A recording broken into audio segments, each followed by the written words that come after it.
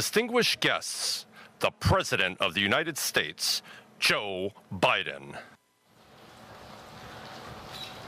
Hey, buddy. Thank you. Please be seated. Well, good evening. We just concluded this year's NATO summit, and the consensus among the members was it was a great success. It was especially momentous because it represented the 75th year of the most important military defense alliance in the world's history of the world. We should never forget that NATO grew out of the wreckage of World War II, the most destructive war in history. The idea was to create an alliance of free and democratic nations that would commit themselves to a compact of collective defense. Standing together, they knew we'd all be safer. An attack on one would be treated as an attack on all. And it's worked because a would-be aggressor knows if they attack one of us, they'll be attacked by all of us. Sending that message is the best way to deter aggression and prevent wars in the first place. For those who thought NATO's time had passed, they got a rude awakening when Putin invaded Ukraine.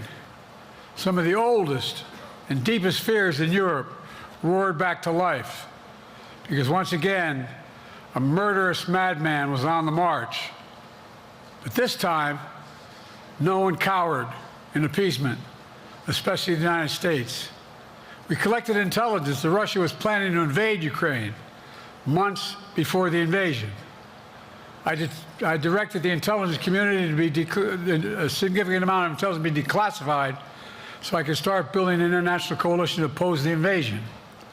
Then in February, some of you remember, I warned the world that the invasion was imminent. I rallied a coalition of 50 nations from Europe to Asia to help Ukraine defend itself. Many foreign policy experts thought, as Putin amassed Russian forces just 100 miles north of Kyiv, the capital of Ukraine, but Putin thought it was the mother home of Russia. The capital would fall in less than a week. But the Ukrainian people, backed by a coalition to help build, stopped them. Today, Kyiv still stands, and NATO stands stronger than it has ever been. During the week of this summit, several heads of states made it a point in their statements to thank the United States and to thank me personally for all that NATO has achieved. NATO is not only stronger, NATO is bigger because we led the charge to bring in Finland and Sweden into the alliance, and it makes a gigantic difference. Excuse me. Meanwhile, my predecessor has made it clear he has no commitment to NATO. He's made it clear that he would feel no obligation to honor Article 5. He's already told Putin, and I quote, "Do whatever the hell you want." In fact, the day after Putin invaded Ukraine, here's what he said. It was genius. It was wonderful. Some of you forgot that, but that's exactly what he said. But I made it clear, a strong NATO is essential to American security. And I believe the obligation of Article 5 is sacred. And I would remind all Americans, Article 5 is invoked only once in NATO's long history, and that was to defend America after 9/11. I made it clear that I will not bow down to Putin. I will not walk away from Ukraine. I will keep NATO strong. That's exactly what we did, and exactly what we'll continue to do. Now, the future of American policy is up to the American people. This is much more than a political question. It's more than that. It's a national security issue. Don't reduce this to the usual testament that people talk about, issues of being a political campaign. It's far too important. It's about the world we live in for decades to come. Every American must ask herself or himself, is the world safer with NATO? Are you safer? Is your family safer? I believe the American people know. The answer to all those questions is yes. And I believe the American people understand that America is stronger because of our alliances. I believe the American consensus from Truman to Reagan to me still holds today. America cannot retreat from the world. We must lead the world. We're an indispensable nation, as Madeleine Albright wrote. Now let me turn to three other key issues. Just this morning, we had a great economic report showing inflation is down. Overall prices fell last month. Core inflation is the lowest it's been in 3 years. Prices are falling for cars, appliances, and airfares. Grocery prices have fallen since the start of the year. We're going to keep working to take down corporate greed to bring those prices down further. Meanwhile, Trump's calling for a 10% tariff on everything Americans buy, including food from overseas, vegetables, and other necessities. And economists tell us that that would cost the average American working family another $2,500 a year. It's a tax of $2,500 a year. Second, our efforts to secure the border, southern border, is working. After Trump killed the bipartisan effort to secure the border, Republicans and Democrats had worked on, because he thought it would benefit me and make him a loser, Republicans walked away. So I took executive action last month. As a consequence, working with Mexico, border encounters have gone down over 50%. The current level is lower today than when Trump left office. Third, for months, the United States has been working to secure a ceasefire in Gaza, to bring the hostages home, to create a path for peace and stability in the Middle East. 6 weeks ago, I laid out a detailed plan in writing. It was endorsed by the UN Security Council, the G7. That framework is now agreed on by both Israel and Hamas. So I sent my team to the region to hammer out the details. These are difficult, complex issues. There's still gaps to close, but we're making progress. The trend is positive, and I'm determined to get this deal done and bring an end to this war, which should end now. Let me conclude where I began. We're the United States of America. We are the indispensable nation. Our leadership matters. Our partnerships matter. This moment matters. We must rise to meet it. With that, I'll take your questions. I've been given a list of people to call on here. Reuters, Jeff Mason.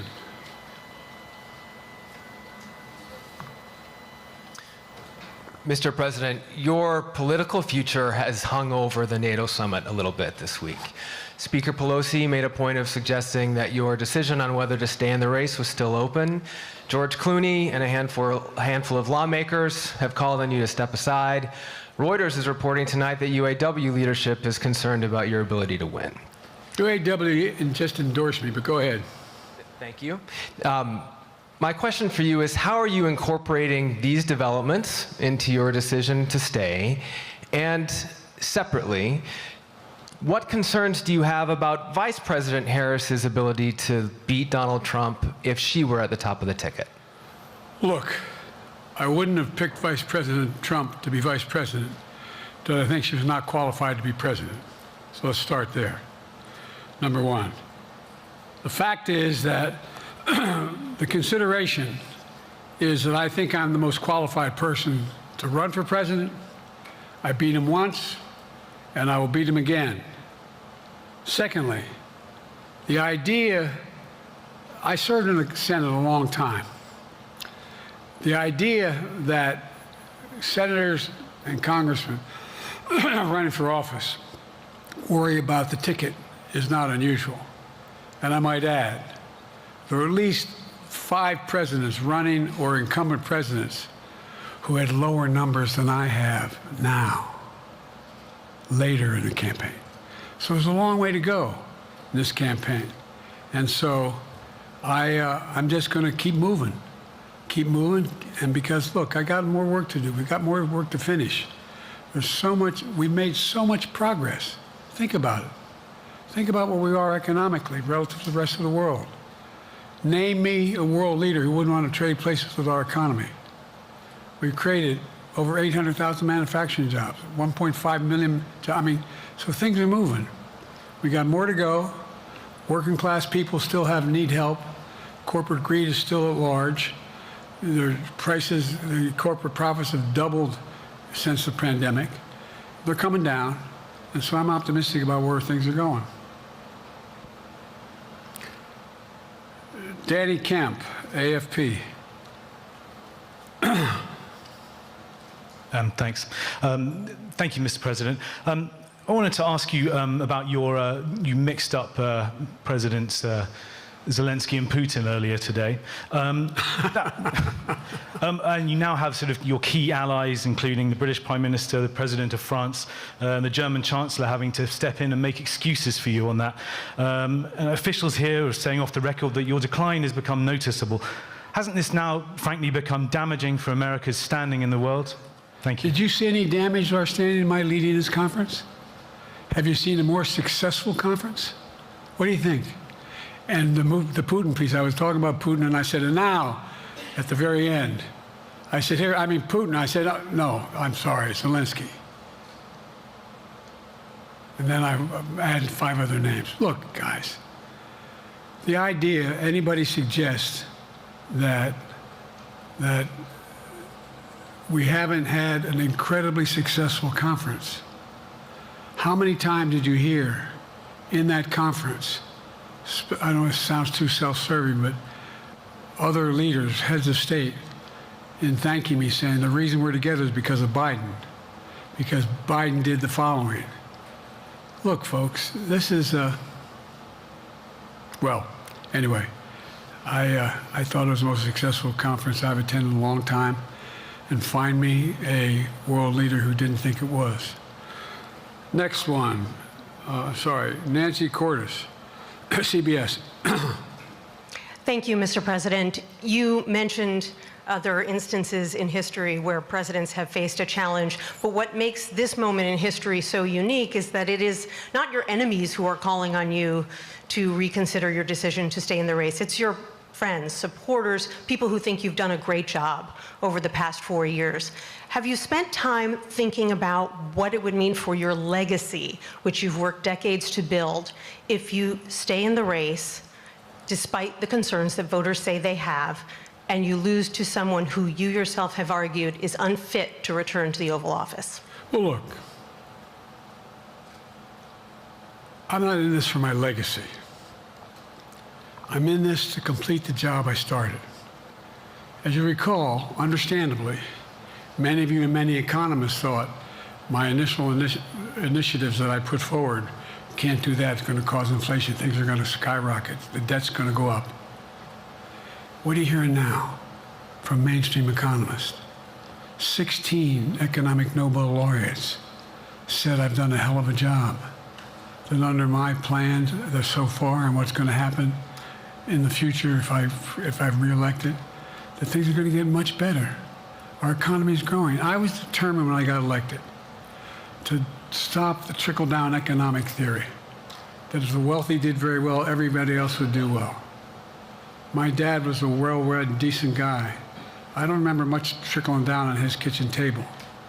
Middle-class people and working-class people need help. And so what happened is I decided to was able to implement as president what I believed when I was a senator. And that is that the way to build this economy is from the middle out and the bottom up. That way we grow the economy. And the wealthy still do very well. They do fine. And guess what? Find me an economist, a mainstream economist who said we haven't done well. What have we not done that isn't working right now? And so we got more to do, though. We got to finish the job. And by the way, I come from the corporate state of the world. Delaware has more corporations registered in Delaware than every other state in the nation combined. I'm not anti-corporate, but corporate profits have doubled since the pandemic, doubled. It's time things get back in order a little bit. It's time, for example, if I'm reelected, we're going to make sure that rents are kept at 5% increase of corporate rents for apartments and the like and homes are limited to 5%. We're going to make a lot of changes that I've been talking about because we're going to continue to grow this economy. And by the way, remember how I got so roundly criticized for being so pro-union, not labor, union. Well, guess what? I've been the most pro-union labor president in history. Not a joke. And guess what? We had the Treasury Department do a study. When unions do better, everybody does better. Everybody does better. And we talk about how, for example, remember when we talked about getting the computer chip industry back in the United States? Used to be 40% of the industry. We invented the chip. 40% of the industry was in the United States. And former presidents decided that the best way to do it is find the cheapest labor in the world, send the product over there, and import what the product was.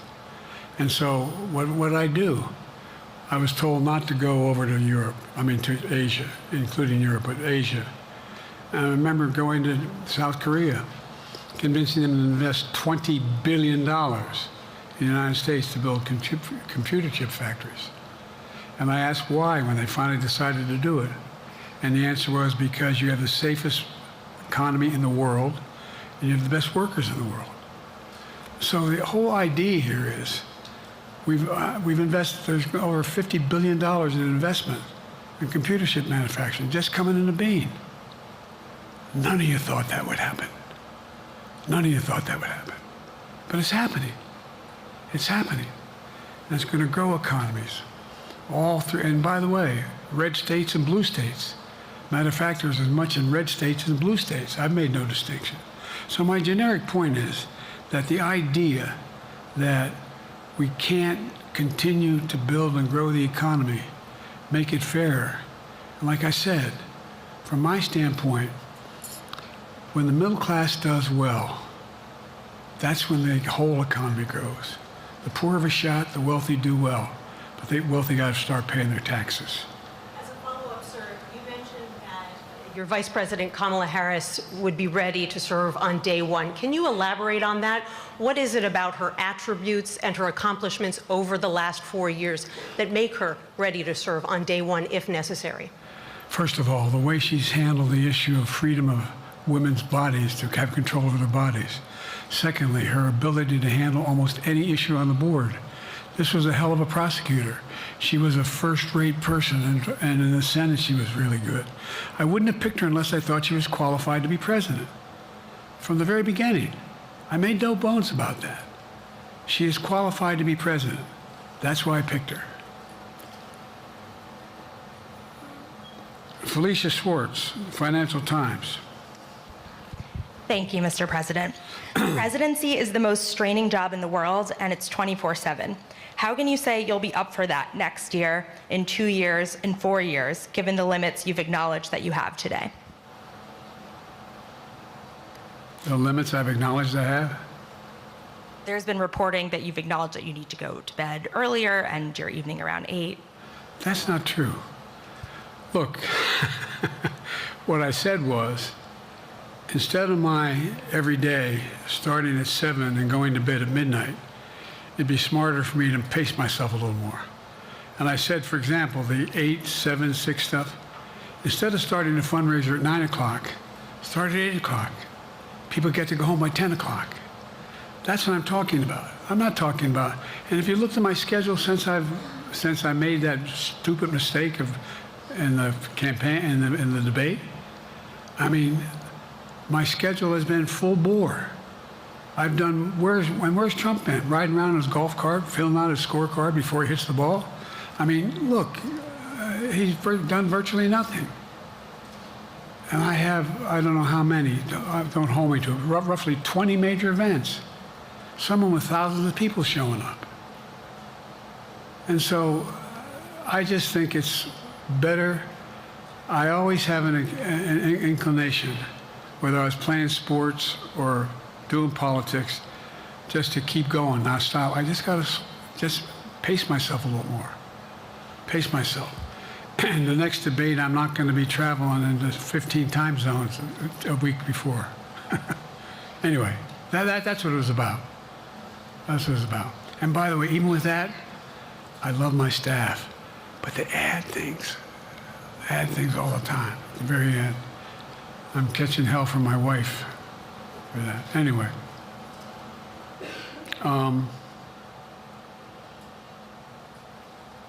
I'm sorry, Zeke Miller, Associated Press. Thank you, Mr. President. Two questions for you. First, on the NATO summit, President Zelensky, in your meeting with him, he pressed you to lift your limitations on the Ukrainian use of American weapons, saying that, in his public remarks afterwards, saying that Ukraine cannot win the war unless those limitations are lifted. Are you reconsidering your position on that?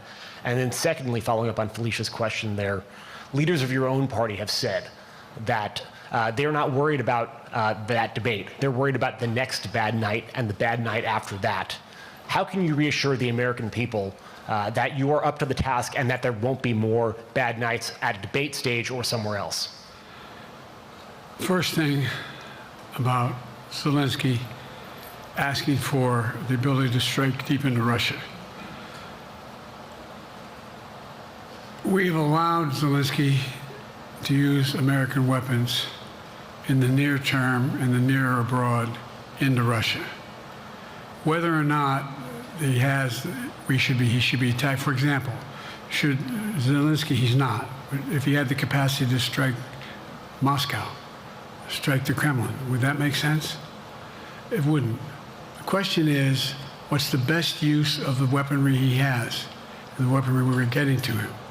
I've gotten a more long-range capacity as well as defensive capacity.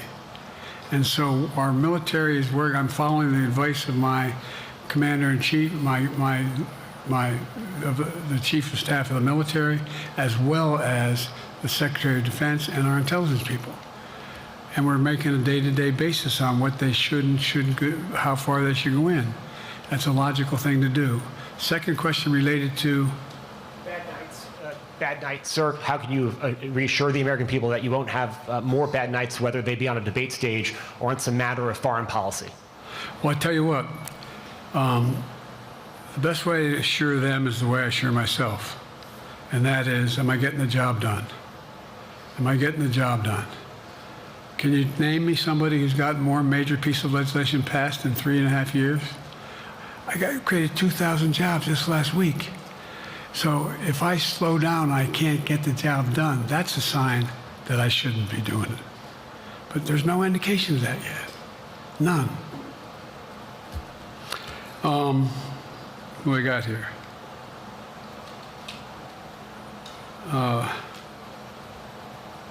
Merrick, Pulaski Radio. Thank you, Mr. President. How are you? I'm well. The elections in the US have consequences around the world. You have pretty high standing in Europe. I just asked President Macron about you, and he said we are happy to have him as the President of the United States. But there is a concern. Many people in Poland and across Europe are worried that the former president may win the election. And there's a lot of concern that Donald Trump may weaken NATO, stop supporting Ukraine, or push Ukraine to give up territories to Russia. They're correct. And yourself was warning just 2 minutes ago about it. So my question is, do you think that Europe will be left on its own if Donald Trump wins the election? And what's your advice to European leaders to prepare for possible US disengagement? Well, look, I think, how can I say this without sounding too self-serving? I'm not having any of my European allies come up to me and say, Joe, don't run.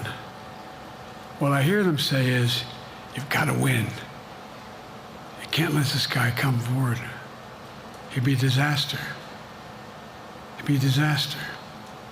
I mean, I think he said in one of his rallies, don't hold me to this, recently, where NATO, I just learned about NATO or something to that effect. Foreign policy has never been his strong point. And he seems to have an affinity to people who are authoritarian. That worries, as I tell you from Poland, that worries Europe. That worries Poland. And nobody, including the people of Poland, think that if he wins in Ukraine, he's going to stop in Ukraine, that that's going to be the end of it. And so what I can say is, I think I'm the best qualified person to do the job, to make sure that Ukraine does not fall, that Ukraine succeeds, that the European alliance stays strong. You may recall, no one was talking about Finland joining NATO. I remember talking to Putin right after we got elected in Geneva, and he was talking about what we should do. We couldn't be in Eastern Europe, etc. And I said, you're looking for the Finlandization of Ukraine. I said, you're going to get the NATOization of Finland. And about 4 weeks later, I got a call. No, that's not true. Probably 5 months later, from the president of Finland, could he come and see me? Because in my office, I invited him to the Oval Office. We sat down and talked. He said he wanted to join NATO. Could I help? And I did. It wasn't automatic. And then I got a call from the Swedes. I beg your pardon?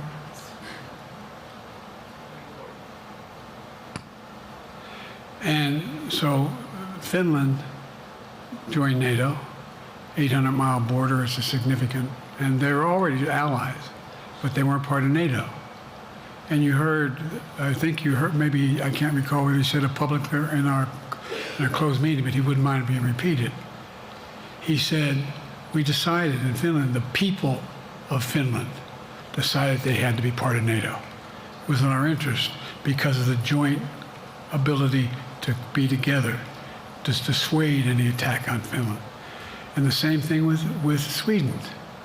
It took a lot of selling to some folks, particularly in Turkey and other places, to agree to the expansion. But it expanded. And we're a hell of a lot stronger because of it. We're more secure because of it. And by the way, I was able to get 50 other nations, 50, to support Ukraine. 50. And we were able to bring about a coalition of Europe and Asia, Japan and South Korea. I just met we talked about AUKUS, and we talked about the relationship between Australia, New Zealand, Japan, South Korea, the United States. We're making the world safer and stronger because we have to deal with the new arrangement that exists in the world. The Cold War is over. The post-war era is over. What is going to replace it? And I respectfully suggest I have a pretty good idea what that should be. I've convinced a lot of people to follow it, and we're just going to get stronger. David Sanger. Where's it? Thank you, Mr. President. Be nice, David. Mr. President, the NATO declaration that was issued yesterday was very notable because it described China as a decisive enabler of the war in Ukraine for its provision of critical goods to the Russians.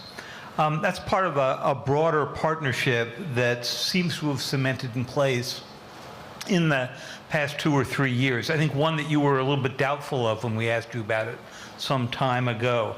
So I'd be interested to know whether you have a strategy now of trying to interrupt the partnership between China and Russia, and whether or not in a second term you would pursue that, if you could describe that strategy to us.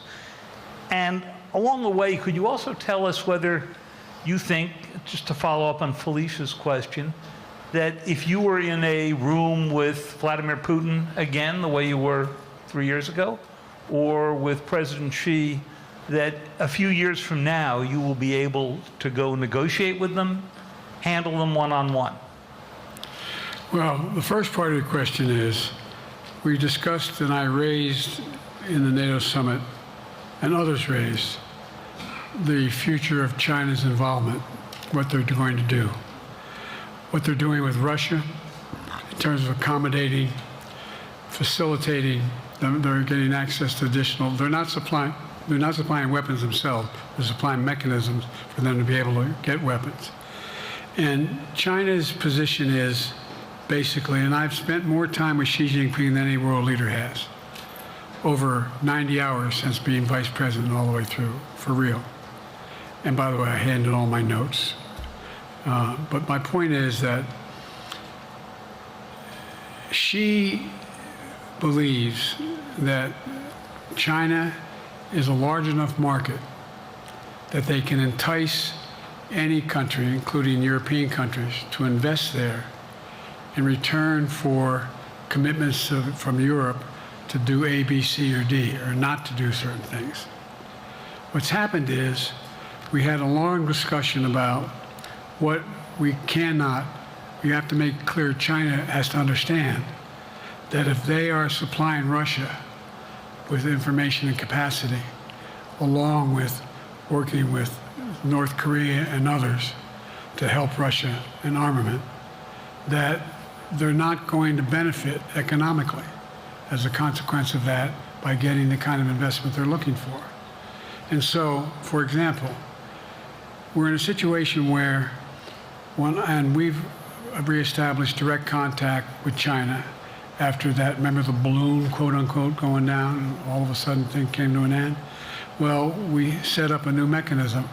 There's a direct line between Xi and me, and our military has direct access to one another, and they contact one another when we have problems. The issue is that we have to make sure that Xi understands there's a price to pay for undercutting both the Pacific Basin as well as Europe, and as it relates to Russia and dealing with Ukraine. And so we, for example,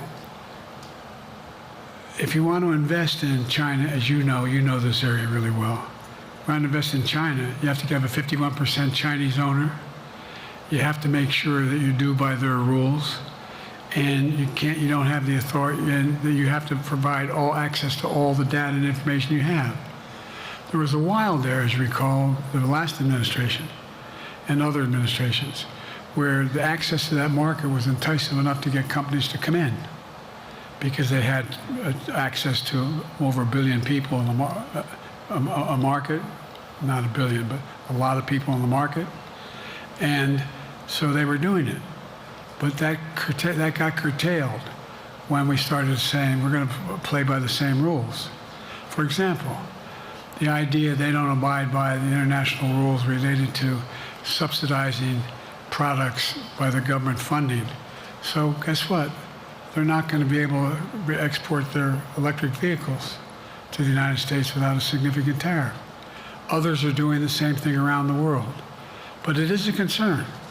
It is a concern that you have both China, North Korea, Russia, Iran, countries that are not necessarily coordinated in the past, looking to figure out how they can have impact. Do you have a strategy to interrupt that impact? Yes, I do, but I'm not prepared to talk about the detail of it in public. And I think you'll see that some of our European friends are going to be curtailing their investment in Russia.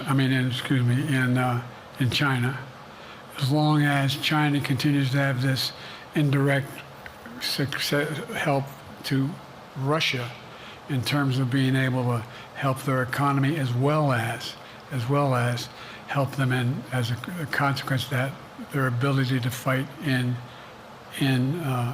Ukraine.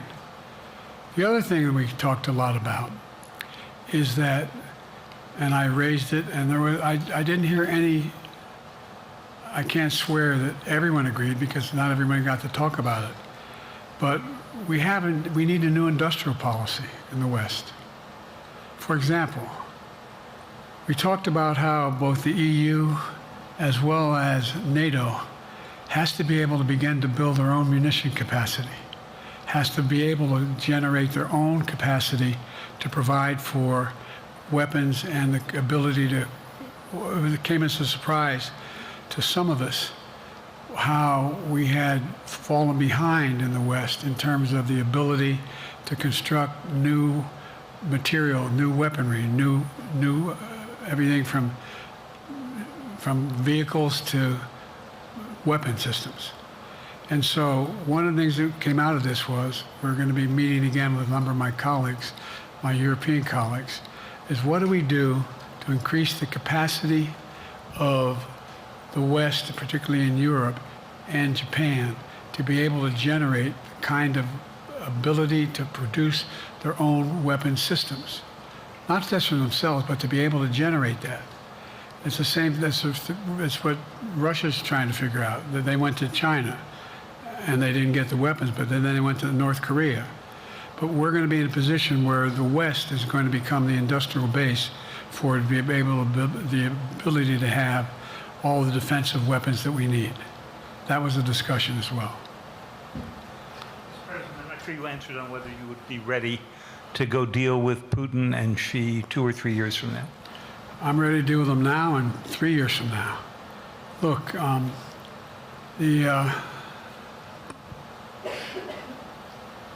like I said, I'm dealing with Xi right now and direct contact with him. I have no good reason to talk to Putin right now. There's not much that he is prepared to do in terms of accommodating any change in his behavior. And, but there isn't any world leader I'm not prepared to deal with. But I understand the generic point is Putin ready to talk? I'm not ready to talk to Putin unless Putin's ready to change his behavior. And the idea, look, Putin's got a problem.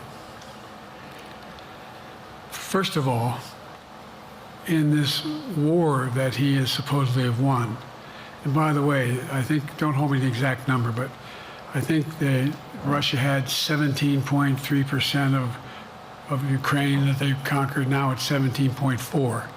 I mean, in terms of percentage of territory. They've not been very successful. They've caused horrible damage, loss of life, but they've also lost over 350,000 troops, military, killed or wounded. They have over 1 million people, particularly young people with technical capability, leaving Russia because they see no future there. They've got a problem. But what they do have control of is they are very good at controlling and running the public outcry that relates to how they use mechanisms to communicate with people. They lie like hell through the constituencies. They lie like hell about what's going on.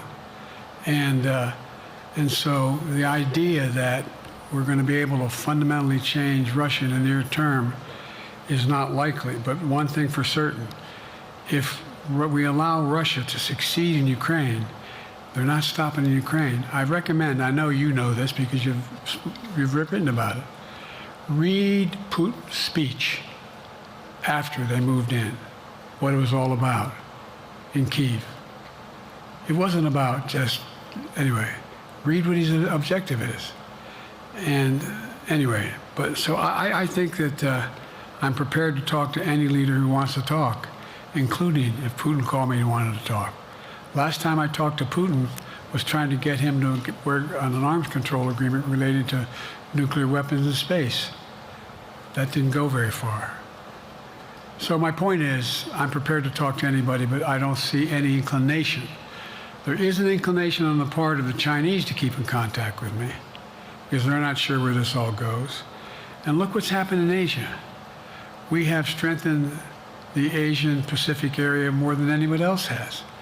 We just put together with, today I brought on, I asked our NATO allies that we bring on the group from the South Pacific, Australia, New Zealand, Japan, Australia. I already mentioned Australia.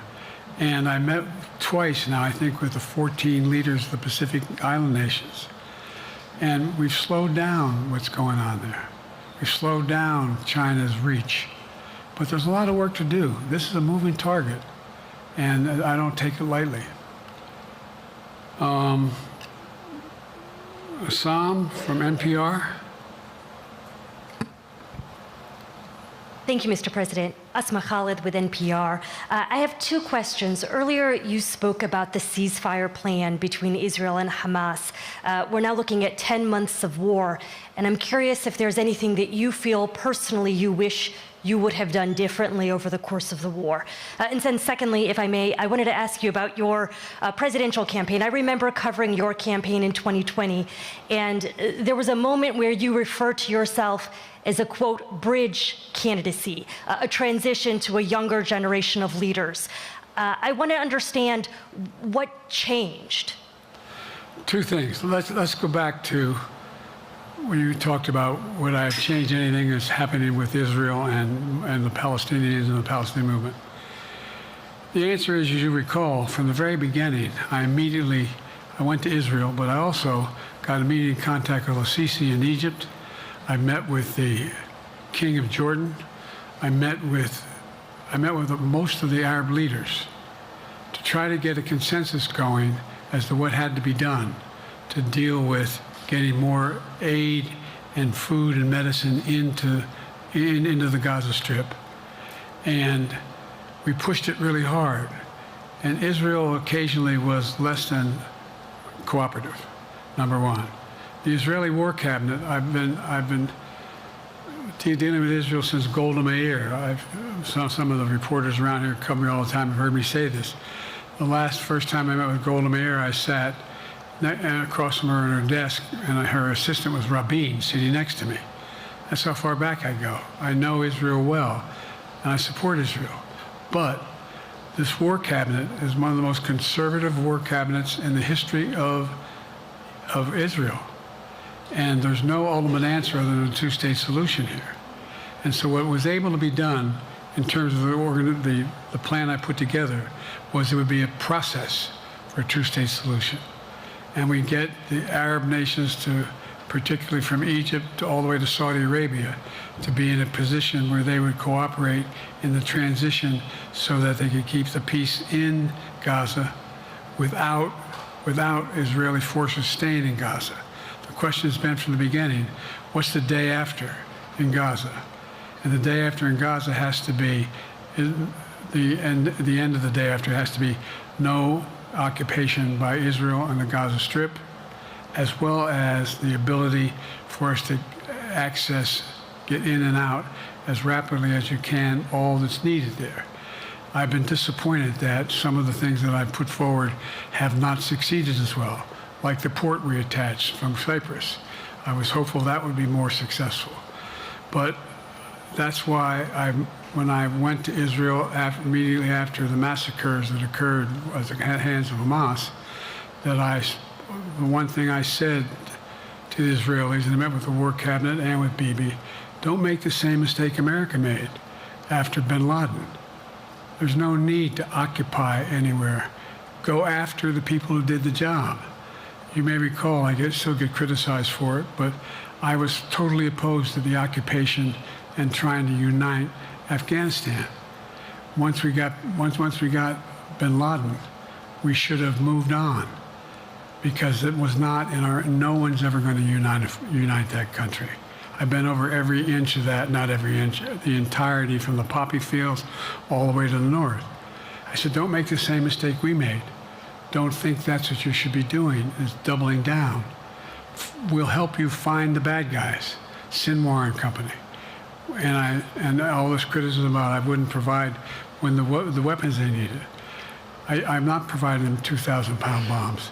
They cannot be used in Gaza or any populated area without causing great human tragedy and damage. But remember what happened when you had the attack on Israel with rockets and ballistic missiles. I was able to unite the Arab nations as well as Europe, and nothing happened. Nothing got hurt. It sent an incredible lesson to what was going on from the Middle East. So there's a lot of things, in retrospect, I wish I had been able to convince the Israelis to do. But the bottom line is we have a chance now. It's time to end this war.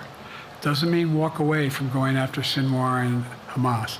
And if you notice, you know better than most, there is a growing dissatisfaction on the West Bank from the Palestinians about Hamas. Hamas is not popular now. And so there's a lot of moving parts. I just have to keep moving to make sure that we get as much done as we can toward a ceasefire, and get those. And by the way, look at the numbers in Israel. I mean, my numbers are better in Israel than they are here. But then again, they're better than a lot of other people here too. But anyway. Bridge candidacy in 2020, you referred to yourself as being a bridge candidate for a younger, fresher generation of Democratic leaders, and I wanted to know what changed. What changed was the gravity of the situation I inherited in terms of the economy, our foreign policy, and domestic division. And I think, I won't put words in anybody's mouth, most presidential historians give me credit for having accomplished more than most any president since Johnson and maybe before that to get major pieces of legislation passed. And what I realized was my long time in the Senate had equipped me to have the wisdom to know how to deal with the Congress to get things done. We got more major legislation passed that no one thought would happen. And I want to finish it, to get that finished.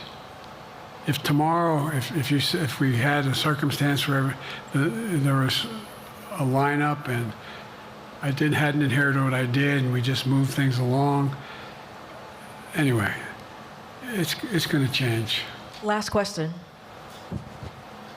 Haley Bull, Scripps.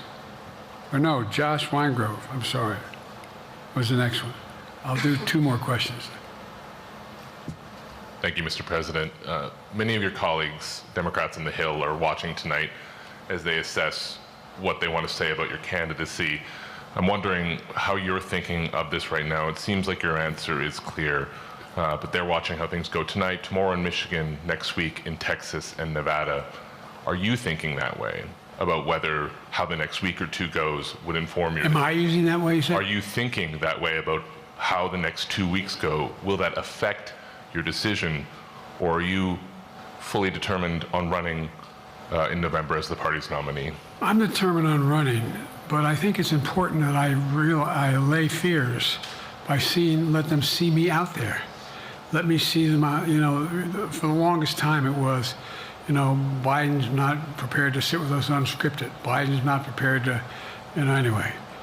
And so what I'm doing is, and I've been doing, I think we've done over 20 major events, from Wisconsin to North Carolina to demonstrate that I'm going out in the areas where we think we can win, where we can persuade people to move our way, or people are already there. And here, look, the other thing is, we have the most extensive campaign organization of anybody's had in a long, long time. We have well over 1,000 volunteers knocking on doors, making phone calls, making tens of thousands of phone calls. We have headquarters, I forget exactly how many, I don't want to cite a number and then find out I'm off, but we have scores of headquarters in all the toss-up states. We're organized, we're moving, and that's awful hard to replace in the near term. And so, and here's the other thing. I was in the Senate a long time. Very proud of what I've done in the Senate. I was chairman of the Foreign Relations Committee for a long time, and I was chairman or ranking member and chairman of the Judiciary Committee. I'm going to be going down to the Johnson Library. Anyway, I'm going to be going around making the case of the things that I think we have to finish and how we can't afford to lose what we've done or backslide on civil rights, civil liberties, women's rights. There's that little button we have. Control guns, not girls. I mean, the idea We're sitting around. This is where Kamala's so good as well. We're sitting around. More children are killed by a bullet than any other cause of death. The United States of America. What the hell are we doing? What are we doing? We got a candidate saying, promised the NRA, don't worry, I'm not going to do anything. I'm not going to do anything. You got a Supreme Court that is what you might call the most conservative court in American history. This is ridiculous. There's so much we can do still, and I'm determined to get it done. It's about freedom. And by the way, I'll end this. Well, I'm not going to do that. Haley has to come up too. But I remember I made a speech on democracy in Philadelphia at Independence Hall. And I'm not being critical, just observing. The bulk of the press said, what the hell is he talking about that for? Democracy. You did. Democracy's not an issue. Democracy's not an issue. Except the polling data showed 60% of the people knew I was right, thought I was right. I'm not asking you a question. You don't have to answer, obviously. But do you think our democracy is under siege based on this court? Do you think democracy is under siege based on Project 2025? Do you think he means what he says when he says he's going to do away with the civil service, eliminate the Department of Education, make sure, I mean, we've never been here before. And that's the other reason why you say, hand off to another generation. I've got to finish this job. I've got to finish this job because there's so much at stake. We've had some discussions over the past few days with your press secretary about the question of health exams. And you said you take a cognitive test every day in this job. Are you open to taking another physical or test before the election? Governor Whitmer of Michigan, for instance, said it wouldn't hurt to take a test. Well, look, two things. One, I've taken 3 significant and intense neurological exams by a neurologist. In each case, as recently as February. And they say I'm in good shape, okay? Although I do have a little problem with my left foot because it's not as sensitive because I broke my foot and didn't wear the boot. But I'm good. I'm tested every single day about my neurological capacity to do decisions I make every day. You talk to my staff, all of you talk to my staff. Sometimes my staff talks a lot. But the fact of the matter is, I don't think you have them telling you that all the major ideas we've undertaken haven't been in part initiated by me. I remember when the staff and I said, I'm going to go to South Korea, we're going to get the chip.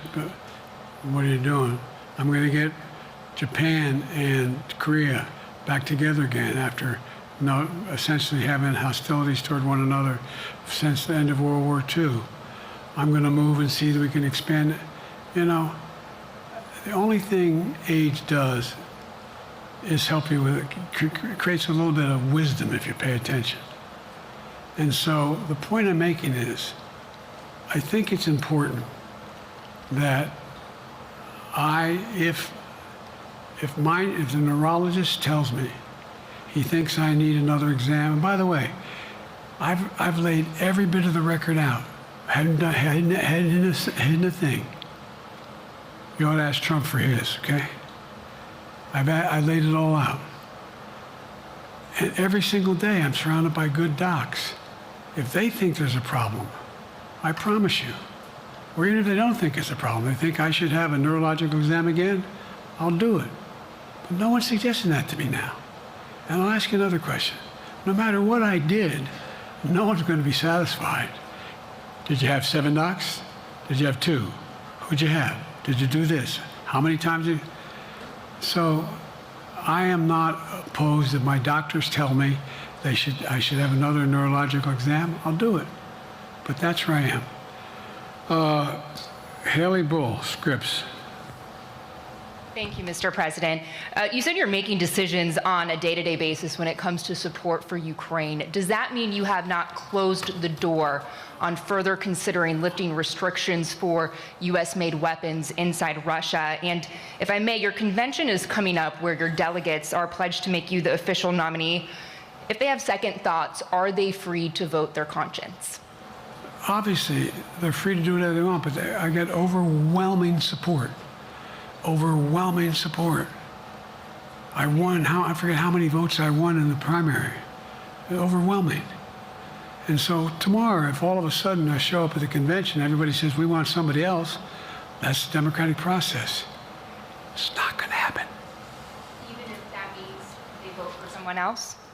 Sure. Look, I'll end this with this. I served in the Senate a long time. I understand the impetus of candidates running for local office and whether they think the topic can help them or not. In my state of Delaware, which was a very, at least it was a red state when I started, in terms of where you now talk red and blue. I don't recall most of the Democratic presidents winning my state when I was a candidate. The truth of the matter is I understand the self-interest of every candidate. If they think that, running with Biden at the top is going to hurt them, then they're going to run away. I get it. But so far, go and look at the polling data in their states. Look at the in-depth, and by the way, I think you'd all acknowledge, and you're all experts, I'm not being solicitous about the president, you're experts on this stuff. How accurate does anybody think the polls are these days? I can give you a series of polls where you have likely voters, me versus Trump, where I win all the time. When the unlikely voters vote, he wins sometimes. The bottom line is all the polling data right now, which I think is premature because the campaign really hasn't even started. I mean, it hadn't started in earnest yet. Most of the time, it doesn't start till after September, after Labor Day. So a lot can happen. But I think I'm the best I believe I'm the best qualified to govern. And I think I'm the best qualified to win. But there are other people who could beat Trump too. But it's awful start from scratch. And, we talk about, money raised. We're not doing bad. We got about $220 million in the bank. We're doing well. So with that, you have want to follow up on any of that you just asked me? Yes. You earlier explained confidence in your vice president. Yes. If your team came back and showed you data that she would fare better against former President Donald Trump, would you reconsider your decision to stay in the race? No, unless they came back and said, there's no way you can win. Me. No one's saying that. No poll says that. Mr. President, okay. Thank you. This ends tonight's press conference. Thanks, everybody.